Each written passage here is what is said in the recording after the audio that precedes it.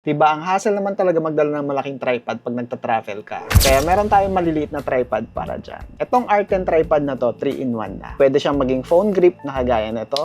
At i-connect mo lang yung phone mo dito sa Bluetooth shutter na to, pwede na siyang maging phone grip. So, pwedeng landscape at pwede rin siyang portrait. Pangalawa, pwede rin siyang maging selfie stick. Iangat mo lang to, tapos hilain to.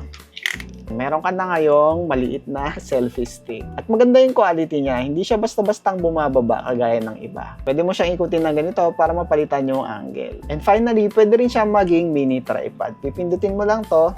Ayan. At bubuksan mo na ngayon yung kanyang apat na paa. Ayan. Meron ka na ngayong maliit na tripod, diba? Itong remote shutter naman niya, pwede mo siyang tanggalin. Ayan, no? Pwede ka na ngayon gumamit ng tripod habang nasa malayo ka. At itong remote shutter na to, nata-charge siya gamit ang Type-C. At meron din palang option na mag-attach ng mga mini lights dito sa magkabilaan. Mabibili din to sa seller as add-on kung gusto mo. Ayan siya. So, rechargeable din siya, Type-C, dito sa likod. At pwede mo na yan i-attach dito sa tripod.